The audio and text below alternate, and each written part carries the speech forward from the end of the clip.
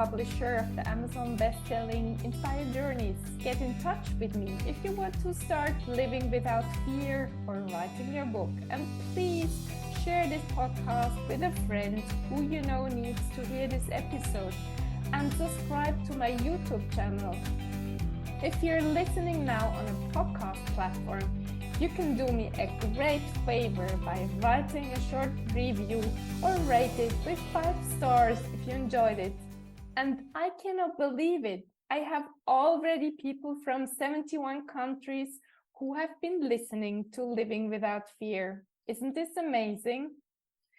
And today I'm so excited to introduce you to Robin Allen from Atlanta, Georgia. She has worked as a full-time senior level consultant in marketing, communications, and public relations for Fortune 500 and high-tech companies. She is a freelance writer and has written 50-plus articles for national and print publications.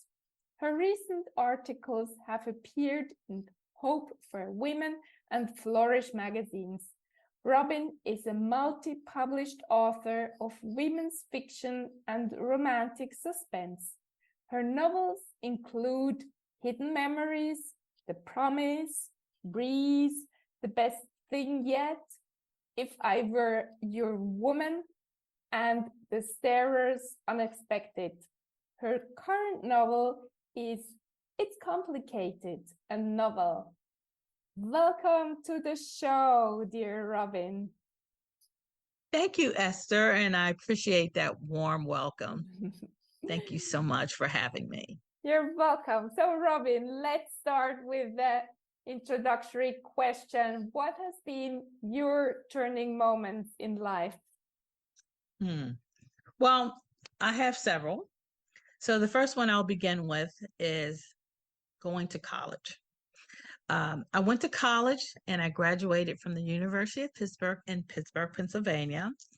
I was encouraged to go to college by my high school teachers. I was taking a typing class and the student teacher gave me her business card where she worked at the University of Pittsburgh. She encouraged me to call her when I finished high school. Her name was Heather, but I cannot remember her last name. She changed the trajectory of my life as a 16-year-old. Heather worked for a temp agency at the University of Pittsburgh, and she helped me get a job. I initially had to take a typing test, and I failed the test. I had only taken 1 semester of typing. Heather looked at the typing test, she threw it away, and my stomach just dropped. But she told me to call her the next week. I called her, and she placed me in a job where I just had to type forms. A few months later, I was hired as a full-time employee, and I had the opportunity to go to college for $5 a credit. I was allowed to take 1 class during the day per semester, and I attended school at night. I completed college in 4 calendar years. The next big thing that happened in my life was moving to Atlanta, Georgia, which is where I live now. And at the time, there was a lot of hype about Atlanta. Good jobs, the cost of living was cheap. People will call it the land of milk and honey. And there's still a lot of hype about Atlanta, but the city has changed dramatically. My girlfriend from college, she planned to move to Atlanta, so I decided to go with her. I looked for a job in Atlanta from Pittsburgh. The Atlanta Journal-Constitution, which is the newspaper, would get to Pittsburgh on a Tuesday, and that's when I would apply for jobs. That's when you only had the newspaper to look for a job. So there was no internet, there was an Indeed and places like that. My girlfriend and I, we had similar goals, and that is we planned to get professional jobs, meet the man of our dreams, fall in love, of course, get married, and have children. When I moved to Atlanta, I worked for a small software company, but my ultimate goal was to work for a major corporation like Coca-Cola, IBM, DEC, which is Digital Equipment Corporation, Burroughs, Honeywell. Some of these companies aren't around anymore, but I did get a full-time job with Digital Equipment Corporation. And at that point, I thought my life was set from a career standpoint. The other big thing that I would say that changed my life is writing books. I've been an avid reader since I was a little girl. In my 20s, I used to read several books a week. One day I went to the bookstore and I couldn't find a book that I wanted to read. I wanted to read a Black contemporary story with an exciting plot and storyline. I'm showing my age, but I read plenty of Danielle Steele, Sidney Sheldon, and Jackie Collin types of books.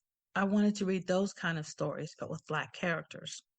So I came home and I decided to write the kind of book I wanted to read. I wrote an outline of a book, and that began my, I say, forever interest in writing books. And what age was that when you started? Mm, I probably was 27, Okay. 27, 28. Mm-hmm. And did you publish this first book? Oh, it took some years for that book to get published. Um, the real story behind a lot of this, if we're going to be really honest, when I initially was shopping my book, I was told at that time to change my characters, to Mm. make them look like the characters that you read in a Danielle Steele book and a Sidney Sheldon book. Mm. So read between the lines. Mm. But I was determined not to do that. Yeah. And so it took a long time. The publishing world wasn't ready for those types of books. And also, my book had a political storyline, and they said they felt at that time that women weren't interested in politics, which is Mm. so different than the world today, Oh right? my God. Yes. So, but I just kept pressing forward. And one of the things I was told, I had an agent, and she gave me a very good piece of advice. And that advice was write your next book. So don't spend, no, she was saying, don't just spend all your time trying to shop that one book. So the next book I wrote was Breeze, which is a romance novel. And it was really just, about a romance or suspense to it as well. But that was the first book that I got published. And because at that time, that's when the sort of the Black romance market was taking off. Mm. So then I went back and had the other book published. Okay. And how did you feel before publishing? Were you so scared as like me when I published my author Oh, biography? no, I was so excited to get published. And Oh. part of that had to do with the fact that I had been trying to get published for a long time. Mm-hmm. I was in the publishing world, you kind of really have to go through literary agents. So it's very difficult to just send a book to Simon and Schuster or Random House. They don't accept, for the most part, unsolicited submissions. So Mm. that's just kind of like the way it is. I remember that was back when you sent everything by mail. I'd run when I come home from work, I would run in the mailbox to see if I had, a letter from an agent or whatever. And Yeah. so when my book finally came out, I was thrilled. At that time, there were a lot of bookstores. There was B. Dalton, Walden, and I did book signings, and they made a big deal, like they made a big sign for me, and so it was just like it was a very happy moment from in my life because Mm-hmm. it was like all the work had come to fruition, Mm-hmm. and people were very receptive to it. Mm. So I was really excited about it. I mean, my next big thing was always I want my book to see my book on film and to see it become a movie or something like that. And what has been your most beautiful review? Do you remember what people told you about your writing? Well, I would say this: the first book I kept trying to get published, they all were saying this book is extremely well written, and they love the dialogue in the story. And Mm. as far as the reviews that I received, um, whether or not, initially there was Romantic Times type of reviews, and then there were reviews by other kinds of magazines. They were always very positive. They talked about the plot. It's a must read. And that the characters are intriguing, and I received several like 5 stars kind of ratings. So that definitely was very inspiring to me to keep moving forward as a writer. Mm. Beautiful. And what Thank you. has been your biggest fear in life? Oh, my biggest fear.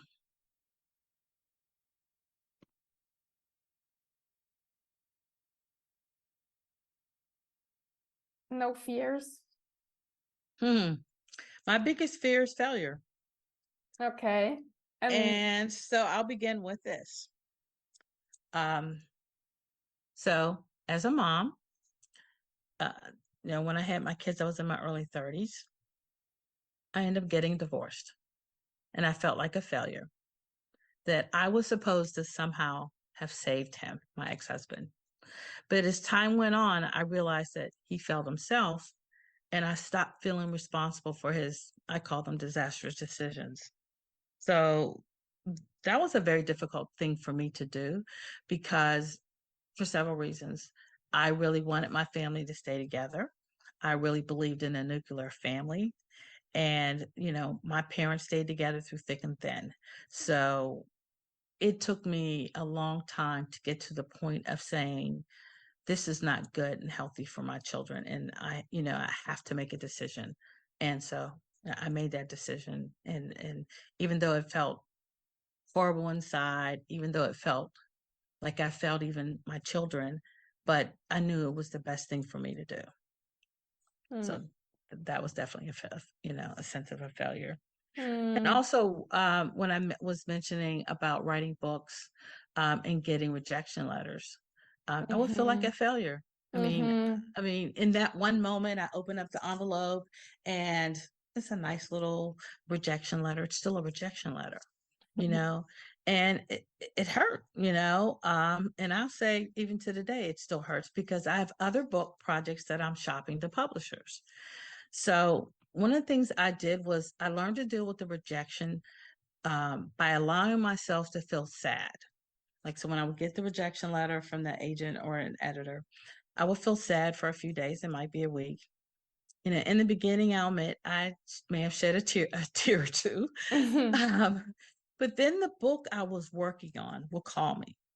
Because remember, I said that Mm, that one piece of advice that an agent told me was go to your mm-hmm, next project. Don't just like mm. put all your eggs in one basket. So I was always working on another project. So so I would say the next book that was calling me, it was like my characters were saying, "Don't forget about us." So after a few days, I would miss like my home office. I love my home office where I wrote my books. And so I would get back into writing. I knew deep in my heart that I didn't want to stop. And I think that's what passion is. It drives you no matter what happens. You keep going, you work on the next project, and you keep hoping and praying for that yes, the one that could be the start of something new. And honestly, I had some close calls. I mean, I had a screenplay that even made it up to Oprah, um, and just other close calls. But, you know, when it didn't happen, I did not allow it to stop me, Mm. not from a standpoint of saying, oh, I'm never going to write another book again. I'm never going to write another screenplay again. It just kept me like, okay, what's my next project? And let's keep moving. Wonderful. And so beautiful, your characters called you to not forget Oh, yeah. I them. mean, it's funny because I'm in a book club with four other writers. And we kind of all talk about that. We kind of get that, like, and we say, like, if we tell other people that, they're going to say we're crazy, but it is the truth, like. And the other piece of writing is when you're writing fiction, and I remember my first book, I plotted out what was going to happen, and I was going to kill off a character, right? But as I continued to write the story, I fell in love with the character, and I was like, I can't kill him off, you know? And so sometimes, that's when you almost feel like the story is real and it's alive because you can feel it. Mm, And even though you may plot out the things that you want to have happen, in many ways, I say like the character kind of takes over. They start kind of telling their own story. mm, So that's why I will say to this day that writing is rewriting. You are going to, you're going to write your first draft. My first book I may have written it like 6 or 7 times before it was okay. Let me get this to a publisher. But it's a learning process, because in the beginning you think, oh wow, finished. I'll send this out. But you learn over time. I joined writing groups, took other classes on like writing a novel, things of that nature, and I learned that you have to go back and edit your stories. And a lot of times, some things I've come up with at the end of the book, I was like, okay, now I got to go back and rewrite it, so that I have to plant those clues so that the end of the book makes sense. So Mm. Mm. those are things you learn, as you're Yeah. writing different books. And if someone is listening now and maybe is not a writer, he or she has other projects, what would you recommend to do? I mean, maybe they don't have these characters who who want to be continue to be living. So I mean, I say that begin with, what is your story? Like, what is your focus? Maybe start off with defining what type of story you want to write. Are you writing a character-driven story, and you want to focus on who your character is? Or are you writing a suspense or a mystery, and then you're like, define what that mystery is? One of the things I learned early on, like way back in my college days, was when you're writing, you really need to like plot out your characters to find who they are. Besides their name, their history, you know, um, even down to the point of their siblings and things of that nature.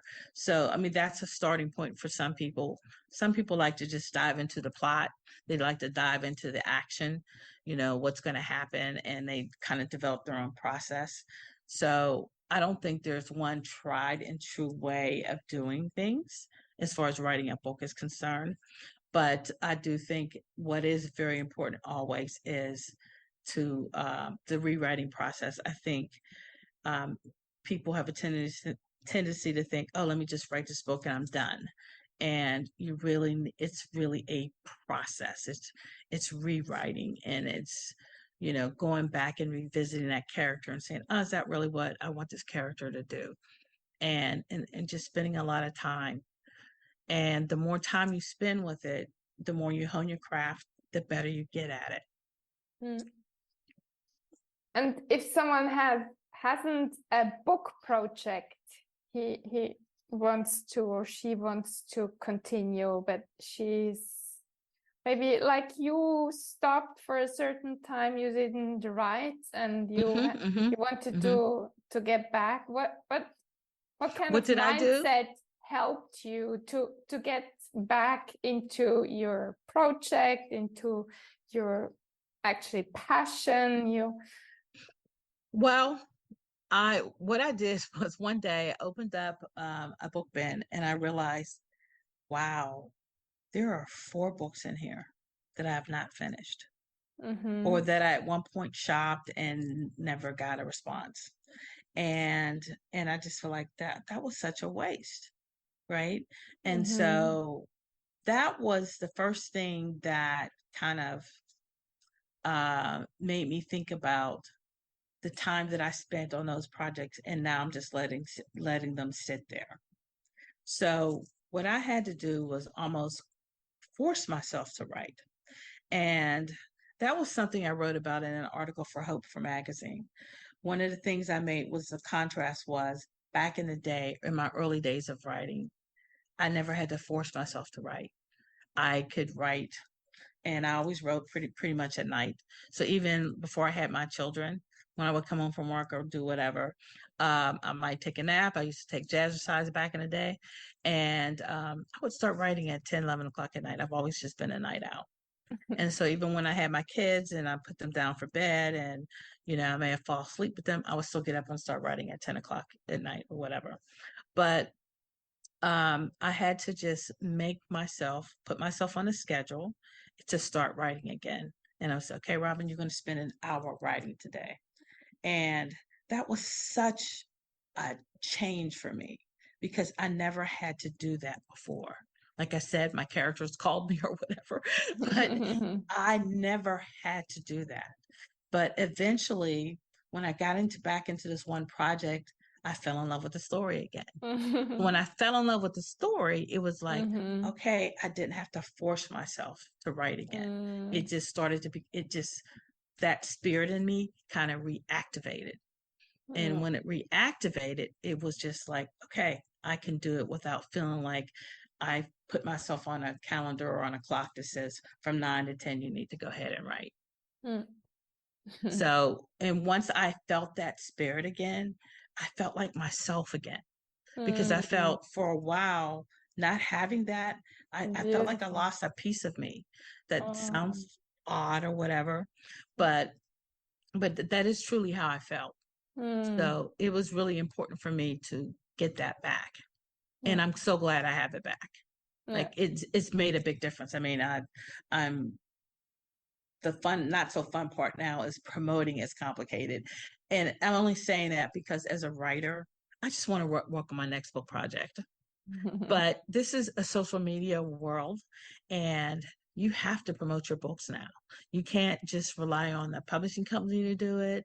You know, I had to take classes on like how to promote yourself as an author, you know, and so, you know, that was a part of the adjustment. And that's just the way it is. So that's what I'm doing. So that's why you'll see things about me on TikTok and Instagram, you know.